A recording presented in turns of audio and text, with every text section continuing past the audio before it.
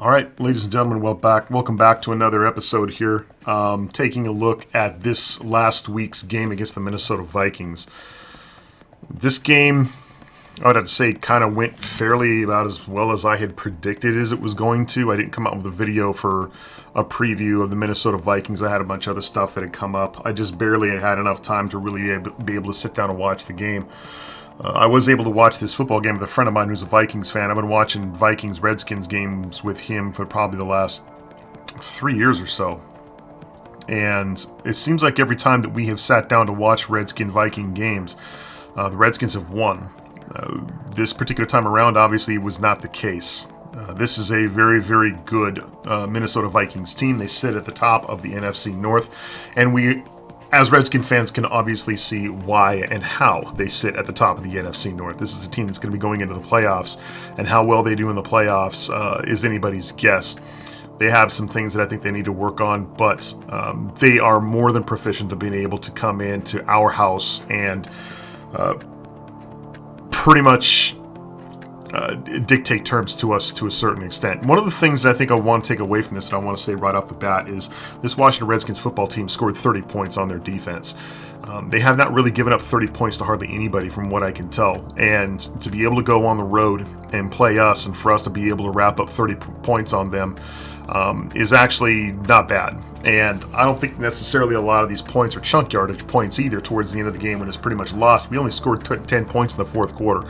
So we left some points on the board. We did not convert on, I don't think we converted on any of the interceptions that we got. Casey Keenum is a guy who came in as a marginal quarterback, in my opinion, but behind that offensive line, behind that scheme and that running game, and especially more importantly with that defense, you can be a marginal quarterback and still win, going down, throwing 2 interceptions, giving up 2 turnovers, and still come back and win when you have a stout and really, really good defense to cover up for those mistakes. We've seen teams go to the Super Bowl like this. The Baltimore Ravens have done that with Joe Flacco, a pedestrian quarterback going to a Super Bowl that makes mistakes, that throws interceptions, that drops third down conversions, but it doesn't matter because his defense is stellar and is able to cover up for a lot of those mistakes. I will say this, the Adam Thielen show, I had predicted the Adam Thielen show last year when we had played the Minnesota Vikings the last time. I had watched game film on Thielen and was convinced that Thielen was going to be a massive threat against this football team. If you guys can recall my preview video of Minnesota, that didn't happen. And I don't think that necessarily happened because our defense on that particular day was able to actually step up and do a really good job of protecting that deep threat that was Adam Thielen. But it wasn't so much that he really had to be that threat against us, because Kyle Rudolph had a hell of a day against us, and Kyle Rudolph had a hell of a day against us on Sunday as well. But the Adam Thielen show should have been the Adam Thielen show the last time we played Minnesota. So Adam Thielen coming in and getting 8 receptions for 166 yards. Honestly, those 8 receptions were huge. Very, very poignant catches that he had caught at very, very necessary times for the Minnesota team. He was pretty much carving up our entire defense. He carved up basically both of our defensive backs. There were even times that I think that we were trying to double cover him, but he was finding spots in zones. He was finding spot in man-to-man coverages, and Keenum knows exactly where to throw that football. And I think Keenum is smart enough to see cornerback coverage and know where to throw the ball outside of that coverage. Keenum's got a pretty good eye and he's got a pretty good arm. I think that if you get him a really, really good offensive line and a good running game, he's a guy that can take you into the playoffs, obviously. And this is kind of what I've been harping on for a long time about paying Kirk Cousins his money. I'm not sitting here saying that Casey Keenum can win you a Super Bowl, but Casey Keenum can get you into the playoffs if you have the right elements around him. Kirk Cousins, I think, is a better quarterback than Casey Keenum. And I think a lot of us obviously know that and think that, but he doesn't quite have the arsenal around him, and he doesn't quite have the protection. And he definitely doesn't have the defense, although the defense is getting there. So Thielen and company comes in and destroys both of our cornerbacks. I was really, really surprised to see the quarterback performance and the lack thereof as far as being able to block Adam Thielen and get him under control. Same thing with Kyle Rudolph. Rudolph was a big target. I just think they kind of threw to Rudolph whenever they wanted to as opposed to when they needed to, which is typical. Actually, it's not typical. What's typical against us is people really, really utilizing their tight ends against us. I don't necessarily feel that Minnesota had to do that. Latavius Murray had a really, really good game. Adam Thielen, of course, with his receptions. Latavius Murray had 17 carries for 68 yards. When you have receptions like that and you have a running game like that, then the Kyle Rudolphs will come and go. You don't necessarily need to rely on them. One of the big things about our fourth down conversions, I like the fact that we took the chance on the fourth down conversions. I may not necessarily like the play. And I think it was ballsy considering this defense is as good as it is. And I think we kind of saw as to why this defense is good as it is. It's kind of hard to tell. This is the first week that I have seen this kind of double A gap pressure since last year. The beginning of last year, there were teams that were coming out against us that were really, really putting the pressure on us in that double A gap.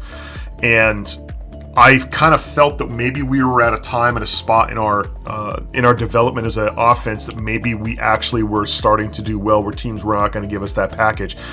According to the Minnesota defense, we have yet to overcome that. That is still an issue for us, and it should be, because this is not the same offensive line that's been playing this entire offseason and last offseason as well. We've got some new bodies in there, and I'm surprised that Seattle didn't do this. I'm surprised that some other teams didn't do this against us. And I can tell you right now, if Minnesota has got success with double A gap pressure with two really good linebackers pressuring your quarterback up the middle, you can pretty much bet that you're going to be seeing this in the future, especially when it comes to a really good team like the Dallas Cowboys. They will send double A gap pressure because they were the ones that started it 2 years ago. And everybody kind of followed suit. If you guys remember that primetime game against the Dallas Cowboys, sending double A gap pressure and really kicked the crap out of us. So that's something that our offensive line coach is really going to have to cinch in and overcome, is double A gap pressure, because we're going to see it again, and we didn't do so well defending against it this last particular game. So again, the fourth down conversions didn't necessarily go the way that we wanted them to. I didn't mind the fact that we went for them, because I think we're kind of at that spot in our season where we got to start kind of taking some chances, and we took some chances and we didn't necessarily come up the way that we wanted to. The Josh Norman drop and the interception, honestly, this was obviously an interception that he should have come down with. He probably played one of the worst games that I've seen him play as a Redskin in a Redskins uniform. Did not play up to his potential, and I think a lot of us saw that, and I'm not really all that worried about it. To tell you the truth, I really wasn't all that upset when he didn't come down with the football, because I had very little confidence in our offense being able to convert that into any kind of points. So him not coming down with it, hey, it sucks that he didn't come down with it. Being that he didn't, I really didn't want to feel like going another 3 and out at that particular time. So definitely something that the defense should have been able to hand the offense, but I got a lot more problems in other areas of the defense besides Josh Norman not being able to come down with the football. Kirk had a bad day. I'm sorry, I'm going to be one of the few video makers here that actually comes out and says it, but Kirk Cousins did have a bad day. He was not throwing the football the way that he normally does. Some of his passes were errantly high. Some of his passes were way off. He was having a really, really difficult time. I think if you put some pressure on Kirk Cousins, he's going to overthink certain things and have not enough confidence to throw the football under pressure when it comes to opening plays up and flying off the cuff. When it comes to the offhand play, when your first play's not there and you got to scramble and you got to make something happen, he's not that guy. If he knows where he's going to go with the football, if he recognizes the coverage and he gets the right protection and he gets the right one-on-one matchups that he wants, he has a really good chance of being able to throw that ball with a certain amount of confidence and a certain amount of success.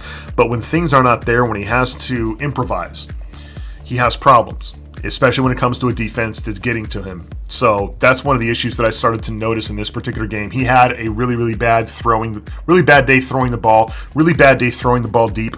He had an issue with throwing the ball deep. Already he's not a really good deep ball passer, and that became very, very evident in this particular game. Josh Doctson. There was an overthrow to Josh Doctson, but then again, there was that slip, trip, and fall in the end zone. this guy, he's at the point now with being a first round draft selection. He has already got that moniker with me where you take one step forward and two steps back. That was a major two-step back. You were lining up against one of the best corners in the game, and you faked the crap out of him for a wide open touchdown throw, and you fall on your face before that was extremely difficult. That was kind of an indication as to what kind of a day the Washington Redskins fans were going to have to look forward to. And I think that ever since watching that play, I was like, it's going to be one of those days. And against this football team, with this lineup, the way that they're playing, this is not going to be good. We'll be lucky if we come out of this game scoring 20 points. So yeah, Josh Doctson's fall in the end zone, extremely abysmal and horrible to see. Not something that you want to see him make consistence of, but he's got weeks where he catches a football and scores points, and then he's got weeks where he just drops the ball or drops his face into the ground. So he has a lot of room of improvement to go to go as far as the rest of the season goes. Definitely want to see some improvement on him for the rest of the November season and December. So hopefully we can see more improvement in the end zone when it comes to him. Jamison Crowder, his pass in the end zone. The pass in the end zone that he ended up catching that ended up getting batted away, I don't necessarily have a problem with this play. I don't necessarily have a problem with the way that it ended up, the way in which he caught that football. The only thing I have a problem with is you have got the wrong wide receiver running at the back of the end zone. Why do you have Jamison Crowder running at the back of the end zone? He should be at the front of the end zone or the middle of the back of the end zone is usually reserved for people who are taller, who have a wider range of catching the football. You don't stick your small slot guy back there. I mean, you can, but if you got to put that ball high, in which case we did, you want somebody with a greater range and greater height to be able to come down with that football. That's where you got the guys like the Josh Doxsons. That's where you've got the guys like, I don't even know what this new guy, what his situation's like when he's back there. I don't even know his name. Maurice Harris? I don't even know what his range is like. I don't even know exactly how tall that individual is. But there is another individual on this football team who has all of those qualities. And it's really difficult right now for me to mention his name because I'm going to mention him later. But he's the type of individual that you wouldn't mind having back there to catch a football in the back of the end zone line with the ball really, really high where very little and very few people can actually get it because there's a height disadvantage. But what do I know? I'm just a vid maker. I don't watch football. I know anything about football. I'm not getting paid for a living to do any of this stuff. So don't listen to me. Throw it to the short guy, please. Jamison Crowder's performance outside of that, he struggled. He had catches in this game where it was obvious that he was one of the few people that Kirk Cousins had confidence in throwing the football to. And I'm sorry, if Kirk Cousins has confidence in throwing the football, you're pretty much going to be the only one that's going to be getting the football at that point. Because if you are not going to get yourself wide open, or if you're not going to be able to come down with the football on a consistent basis, he will not throw to you.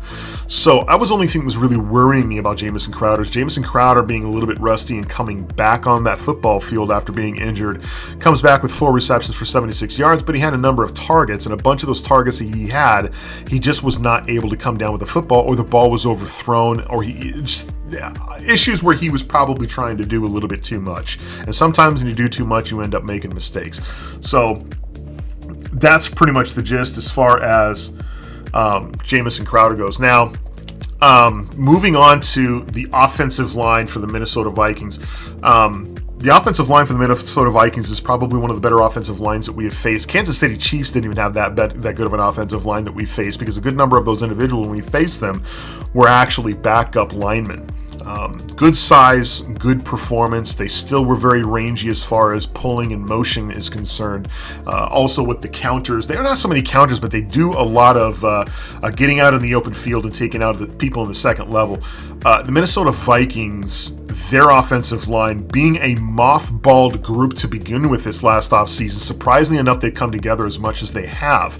They came out in this game and played a very, very good game and showed exactly why it is that they're going to the playoffs. A good portion of the reason as to why Casey Keenum's doing as well as he is because he has that offensive line to throw behind. And he has a tremendous amount of confidence because that offensive line has given him confidence. Oh, the wonders a good quarterback can make when he has confidence in his offensive line. And that's a really, really good indication as to what a marginal quarterback can do when he has weapons and time. There are a couple times where we kind of collapsed the pocket a little bit on him, but he was able to squirrel out and make those plays. But, man, take a look at that offensive line if you guys want to see a good performance.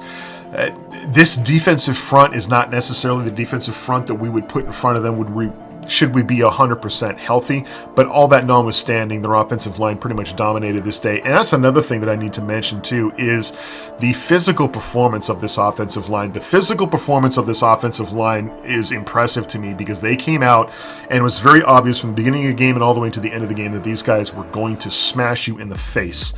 A lot of blocks that went finished, and by finished I mean the play could be still developing and a lineman's going to come up and bury his hat in the side of your ass, and you're going to be flying ass over tea kettle. Now, there's one of two things that can happen in a situation like this, and I know this from personal experience.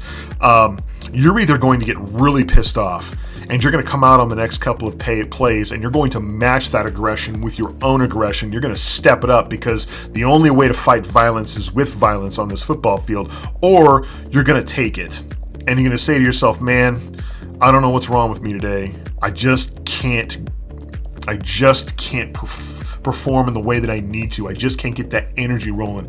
He hit me. I got smashed in the face. It was embarrassing. I should be pissed, but I'm not. I just want this play to be over. And then you just come out and lull through the next one. And I think option B was kind of what we were seeing from the defense as far as their performance on Sunday. That offensive line really came out and really took it to us. Everybody was looking for somebody to hit, and they were looking for somebody to smash the mouth on, and that's exactly what they did. They came out and kicked the crap out of us physically owned us from stem to stern, from beginning to end. First quarter all the way through the fourth. Casey Keenum hit some beautiful passes in space. You take a look at a couple of his touchdown throws. There were touchdown throws that were made with him on the run. Even one of them was an off-shoulder throw, a big no-no in this league, especially if you are a marginal quarterback. But man, he almost looked like a Russell Wilson clone to a certain extent. A lot of these passes were beautiful, on point, and on the run. Something that this quarterback in Washington has yet to be able to do. Just a complete inability to do that. Nice soft touch into that end zone. Nice soft touch to those wide receivers. Even the up and overs were right on. And the deep passes, not a single stride missed. One of those passes was probably a little bit overthrown where the wide receiver caught it and almost fell down on his face because it was overthrown a little bit, but he was able to maintain his composure.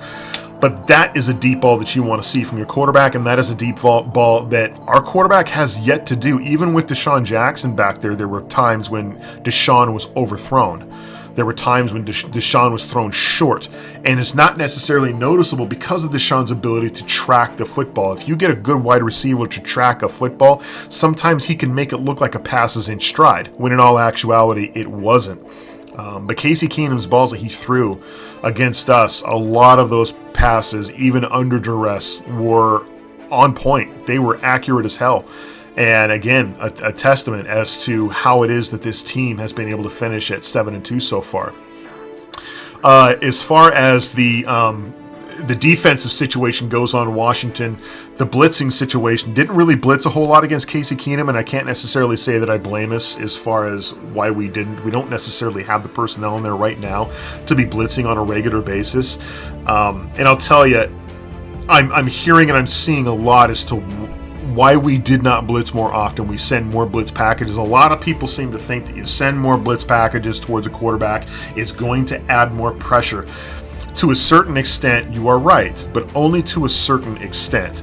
You go against a quarterback who's really good at picking apart zone coverages and has weapons like Adam Thielen and Kyle Rudolph and Latavius Murray. When you have weapons of that sort and you've got Adam Thielen who's already picking you apart in zone coverage, why would you want to sacrifice a blitzing middle linebacker on a consistent basis when that kid can find open space? Why would you want to give up more coverage? Why would you want to give up more coverage and more space to a guy who's picking you apart already to give a chance on the blitz? You want to cover up those zones with more people, not necessarily send those people in the backfield. That's just kind of my belief system on it. If he's showing a propensity for picking apart your zone, sending more blitz packages at him is not necessarily the answer. In fact, if anything, it could be the exact wrong answer, because if you send blitz packages on a consistent basis and they catch on to it, Adam Thielen's going to find that open spot in an even wider open space than what he was before, and he's going to take you for much bigger chunk yardage. So to a certain extent, I can understand why we're not sending more blitz packages Casey Keenum's way. One of the things that I will say about this team coming into Minnesota is a lot of us took a look at the Seattle game and compared the win in Seattle and thought that we had a chance coming in here against Minnesota. Be careful about comparing Minnesota and Seattle. They are two completely different teams. The only major difference that I see between the Seattle Seahawks and the Minnesota Vikings at this point, besides their record, is Seattle's propensity in their to win games at home. Their win-loss record at home was very, very significant. It's been significant for the last 5 or 6 years. That's about the only thing that Seattle at this point really, really has over the Minnesota Vikings. The Minnesota Vikings are a much, much better football team. The Seattle Seahawks were a team that were going to keep you in it, not because of their crappy defense. Their defense is phenomenal. But they're going to keep you in the game because of their mishaps, their mistakes, their miscues. And they had a ton of them when we played against them. But the Minnesota Vikings were not going to give you those types of opportunities to win your football game. The Minnesota Vikings don't necessarily play that type of a football game. They don't necessarily give you those types of miscues. They're going to be there. They're going to obviously present themselves, but you got to be able to take advantage of them against this defense. And not a lot of teams can do that. Their defense is so stout. Not too many teams have played the Minnesota Vikings right now and have been able to come out beyond 20 points, have been able to withhold them within 20. And granted, a lot of those teams do not have the caliber of play as the Washington Redskins, even though they are as hurt as they are. We've been the first really, really tough team that the Minnesota Vikings have played in the last 3 or 4 weeks, and it's shown in the fact that we were able to score 30 points on them. And we'd gone tit for tat for them a little bit in the first quarter. But towards the end of this game, it started to really, really walk away from us. They really started to catch their stride, and we were not able to catch up. We had too many miscues ourselves. So comparing those two teams is not necessarily prudent, in my opinion. You don't want to compare the Seattle Seahawks to the Minnesota Vikings. They're two completely different teams. If anything, I would probably compare a little bit more the Minnesota Vikings to the New Orleans Saints. And that's a team that we've got coming up next year. If you guys were impressed with the offensive line of the Minnesota Vikings, go back and watch some of the New Orleans Saints games. That's an offensive line as well. Those guys will come out and smash your face. And you want to know something interesting? The New Orleans Saints, their offensive line, in my opinion, not only are they bigger, but they're a lot more mobile. They're going to get out in that flat quicker, and they're going to be able to track and block their guys just as much as the Minnesota Vikings are. So if you guys thinking that the performance of the Minnesota Vikings is behind us with that offensive line and that offensive performance, think again. The New Orleans Saints do it just a little bit better, in my opinion. So we've really got our work cut out for us coming up here. So that New Orleans team is really going to be tough as far as that offensive line goes. Take a look at them if you can. We did not take advantage of the opportunities that were presented to us. That's something I think that every single one of us vid makers had mentioned. Every single person covering this game has mentioned that the opportunities were not there, and the only way that you were going to win this game against the Minnesota Vikings was being able to take advantage of every single opportunity this team gave you. We ended up with too many mistakes. We were not able to capitalize, and we were able to capitalize. The big field goal that Nick Rose made towards the end of this football game, the 50-some yarder, that was very, very impressive to see. I'd like to also, if anything, this proves to our head coach that we can take this field goal kick pretty much anywhere that we are within range. But I don't necessarily think we had the confidence in this kid before to be able to do that. But being able to do that in open space, and we're going to be going up against the New Orleans Saints where there's no wind, no outside elements, no nothing other than a bunch of hot air in New Orleans that's going to be able to keep this ball from going in the uprights. We could probably take more chances if we're looking at 45, 46, and 48-yard field goals, maybe in the 50s. So definitely something to look forward to there, so we don't have to necessarily leave points off the board. We can start putting some points on the board. If it comes down to us not being able to score 6, at least we can score 3.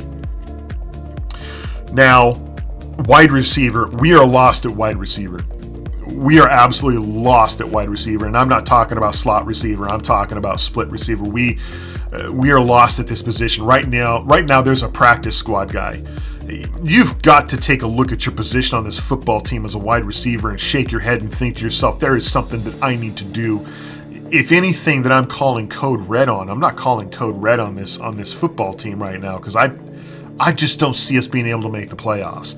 Not with the schedule that we have and not with the injuries that we are sustaining on the sidelines.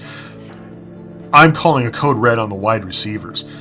This is a position that stands to be completely overhauled this offseason, the way that things are going right now, and we are not even at the middle part of November, and we're starting to already see signs that this offseason we're going to be looking for a whole new batch, and rightfully so. We have not had the performance that we've needed.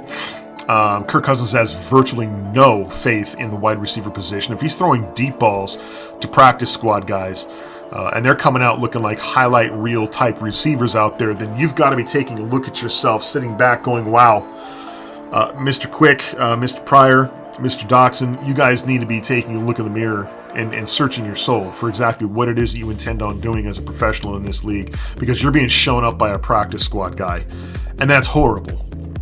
If I'm a wide receiver on this football team, I'm questioning as to whether I want to still play anymore, and I'm getting out my key card and wondering if I should be turning in the contents of my locker because my performance is that horrible. I don't even know why Terrell Pryor is even out there.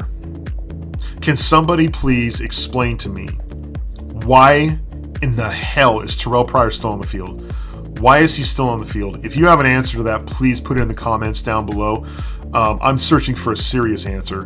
Why is Terrell Pryor on a football field in Washington or anywhere in a Redskins uniform? It makes no sense to me. This team does not respect him. The offensive coordinators don't respect him. The quarterback doesn't trust him. The fans laugh at him. And cornerbacks on the other football team are making plays on the other end of the football field because there's nothing that they've got no respect for Terrell Pryor. What purpose is he serving on this offense other than filling that 11th spot? He's just that 11th man mouth breather at this point, hanging out. I don't even know why is he even running? When the ball is snapped, why is he running? What makes more sense to me is for him to go out in that split position as soon as the ball is snapped, walk back to where you think the huddle is going to be. That's all you need to do. That's really the only purpose that you're serving out there on this football team. Is you're a waste of space. You're a 6'6" waste of space. Are you 6'6"? I don't know. Right now you're playing like you're 5'3". Part of the issue, I think, is the fact that our quarterback doesn't have confidence in throwing to him, and that's his number one thing. His number one caveat is he has no confidence in himself catching the football. He needs to gain more confidence in catching the football to get better. You're not going to do that when he's not throwing you the football. It's just not going to happen. And then there's rumor that the Cleveland Browns offered us another trade deal for him. I don't understand why you don't take that trade deal. The reason why you don't take that trade deal is because his organization still feels that he can contribute in a positive manner on this football field. You still think there's potential there. You're taking a look at him and you're saying, you know what, I think this is going to pay off for us before the end of December. I don't want to give him up. I want to keep him because I think that there's untapped potential that's still yet to burst out. I don't know who in the hell has that idea in their head. It hasn't happened yet. What makes you think it's going to happen now? I'm telling you right now, I can pretty much stake valuable parts of my anatomy and my estate, which I don't have, on the line. I'm going all chips in here that he does not burst out at all this year. If he hasn't done it by now, he's not going to do it. And I'm talking he doesn't get more than 4 or 5 receptions in a game and he doesn't break 100 yards. There's no way. It's not going to happen. I don't see where Kirk Cousins is going to give up what is a fairly lucrative season so far on a guy like Terrell Pryor. Too many drop passes at the beginning of the season, too many drop passes, too many targets that he hasn't come down with for Kirk to say, let me take a chance on you. He might give him a ball or two, but that's about it. That's all that we're going to give him. And that's not a breakout season, in my opinion. I'm sorry, that's just not going to happen. I would personally... I would trade Terrell Pryor right now for a late 5th round draft pick and a bag of condoms. That's what I would trade him for. I'd trade him for a late 5th round draft pick and a bag of condoms. To hell with you. Here you go. Here's your bag. Pack your crap. Get in your car. Don't you ever come back here unless it's in another team's uniform. That's the only time I ever want to see your face again. Get him the hell out of here. I have done with the Terrell Pryor project. I was skeptical in the beginning. I was one of the few people that was skeptical about him. I was waiting to see because I saw the potential in him not doing a damn thing for us. And sure enough, he has by far exceeded my expectations. By far exceeded my expectations of lethargy and deplorable performance and subpar subhuman wide receiver anything. Is he a wide? He shouldn't even be called a wide receiver at this point. At this point, he is a linesman. He is a cheerleader without pom-poms. Okay, this is the best performance of dry land swimming I've ever seen in my life. Moving on to Kirk Cousins. One thing has become very, very obvious to me, and I want to close with the Kirk Cousins issue. One of the things that's beginning to become very, very evident to me as far as Kirk Cousins goes is that Kirk Cousins is starting to turn into what I would consider a gunslinger. Now, let me give you my interpretation of what a gunslinger is. I had discovered and nicknamed for myself a type of quarterback as a gunslinger back in the 2000s when I was seeing certain quarterbacks performing in a very similar fashion. And I'm going to give you an example. Trent Dilfer. Trent Dilfer was a guy who was a marginal quarterback. Obviously, he went on to play some very good football teams. But Trent Dilfer had one pass in his repertoire and one pass only, and that was the bullet pass. The harder and the straighter he threw that thing, the more accurate it was and the more success that he had. And so why deviate from the bullet pass? Why deviate? If it's there, you don't want to throw that up and over, that butterfly touch. You don't want to drop it down into the pocket because we haven't quite got the timing down on that yet. And every time I try it screws up. I want to just go right back to the bullet pass. Force it into that pocket where I know where it's going to be. I can see that spot. I can throw it in that spot way more accurately if I bullet pass it there. Sometimes I'm going to be off a little bit, but everybody's off every once in a while. But I'm going to have more confidence in myself making that pass if it's just a laser. Kirk Cousins is slowly starting to become that guy. Slowly starting to. He's throwing some up and over passes, but it's not because he has confidence in a person being wide open in that spot and dropping in that perfect drop-in pass to that wide receiver who's a touch open. He's doing it because he's throwing to a spot right now, and he's allowing a wide receiver to get to that spot, who's not doing a very good job of gaining separation, by the way, and hoping and crossing his fingers that he comes down with it in a one-on-one jump ball mashup. That's not quite the same thing. 5-step drop, hitch, throw it up and over. That's pretty much all it is. Not exactly the same thing that I'm talking about here. What I'm talking about here is like a soft hands throw. An individual who doesn't necessarily need to throw a laser. One of the drawbacks to throwing the bullet pass, there are several. For one, there's no up and over. To throw it as a laser, you're going to be a little bit more accurate with it, yes. But it is much more, well, it's much more difficult to defend because it's quicker. It is way quicker, it's way faster, it's harder for a defense to react. But it doesn't take much to deflect it.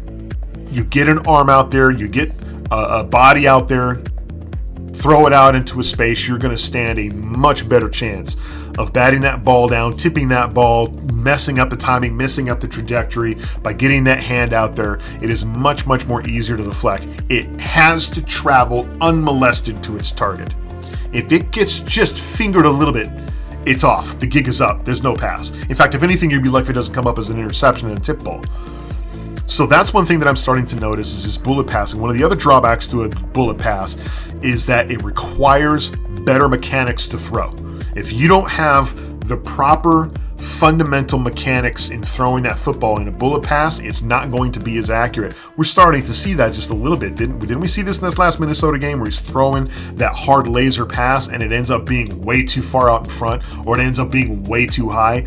With Kirk Cousins throwing that ball a little bit too soon, he doesn't have much over travel, or he's throwing off the back of his heels. He doesn't have the mechanics there at certain times to be able to throw that pass. He does not have the confidence per se to be running out in the open flat, seeing somebody who's wide open but has a defender or two in front of him, and being able to throw while that running back is in stride up and over the top of the defense and into the breadbasket of the running back. We've seen Kirk week after week after week mess up that play. And what's frustrating is you see a backup to a backup quarterback like Casey Keenum and come in and look like Russell Wilson. Okay, scrambling in the backfield, not very fast back there. He's not very quick. Doesn't have a whole lot of moves. But the minute you come up on him, he's going to throw that ball up and over, and I'll be damned if that running back is running at full speed and that ball drops right into the breadbasket without him breaking stride, and he's off for a 15 to 25 yard gain. Those are the types of passes that I don't know if Kirk Cousins is ever going to be able to develop in his repertoire. He's got to have more confidence in those types of throws. He's got to be able to take a look at that and take himself out of that gunslinger mindset and give it the soft hands touch up and over, throwing it to a wide receiver or a running back in stride. Those are things that I'm going to be looking for as far as his performance moving here on out. It's the small stuff, but we have to be able to come down with those plays. We cannot be overthrowing wide receivers, overthrowing running backs on crucial third downs. It's just you can't have it. They're going to be throwing more havoc your way on third down because they know that they don't have necessarily the confidence in a broken play, and they know that if he throws that bullet pass, you just got to get a hand up there, and you can stand a really good chance of batting it down. Not that he's had too many, but you stand a pretty good chance as opposed to the up and over.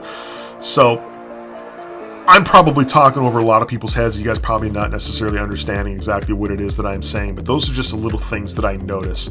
Want to see Kirk Cousins get out of the gunslinger mentality. That's going to do it for me, ladies and gentlemen. That's pretty much all the notes that I had taken on this particular game. I'm going to go back and watch maybe one or two of the Saints games. This week's not necessarily looking any less busier for me, but I'm going to try and get back and watch a couple of those games. I've already seen one or two New Orleans games. I've seen parts of them, and they look like a very, very impressive team. Very similar to Minnesota, but they're on fire right now. And it's going to be very difficult to go on the road to be able to win in that dome-like setting with that crowd and that team performing the way that it is. Calling it as it stands right now, I'm going to say that we're going to probably leave Minnesota at 4-6. I don't see us beating the the New Orleans Saints, even after we went into Seattle and beat the Seattle Seahawks. Seattle Seahawks, again, are not the New Orleans Saints either. So the New Orleans Saints are sitting at the top of their division, probably going to be going deep into the playoffs. And with the team that they've got, they probably stand a really good chance of going to the NFC title game, if not the Super Bowl. So they're definitely in the hunt for that type of season. I don't see us necessarily being a sub-marginal team, being able to go in there. And, we're getting to the point right now, we got some of these people that are injured that have been out long enough to where even if they do make it back, there's going to be some rust. And I'm not expecting too much out of them because they've been away for so long. We got some people out there right now. Trent Williams is playing still hurt. His knee hasn't gotten any better. He's still playing in a lot of pain. And at this point, he is telling the press that if it's going to hurt anyways, then he may as well just go out there and push through it. Everybody's dealing with something. The type of injury that he has, I hate to say it, guys, we are going to be very, very, very lucky if we don't lose him for the season, if not more, with the type of injury that he stands to gain in this game by playing him instead of allowing him to have his surgery and finding somebody to plug into that spot and preserving him. We could end up losing him much longer down the stretch. This is almost the Robert Griffin situation all over again. With the benefit of hindsight, with the added revisionist history, with the ability to shoot an arrow into a tree and paint a target into it after, it's fun to sit here and say that stuff after he's already been lost for the season. We should have taken him out. Nobody is saying anything about taking Trent Williams out. Nobody is saying anything except for this guy. I'm saying it. His knee's banged up. It's not getting any better. It can only get worse if you want to lose him for the rest of the season, and if not part of the next season, with the type of injury he's looking at having, keep him in the game. Keep him in the game. Let the other teams know that he's got a weak knee so that they can chop block that sumbitch, and we'll be forced either way to find somebody to replace it at left tackle. So you heard it from here first. I hope I hope to God nothing happens to that knee. I hope to God we don't suffer any more major injuries, and I hope to God the Sua Cravens burns in hell. That's going to do it for me, ladies and gentlemen. I will catch you all next week on a recap of the New Orleans Saints game. We'll see you next time. Remember, us fans of the Twin Feather, we ride together. Redskins for life. Peace out. We'll see you next time.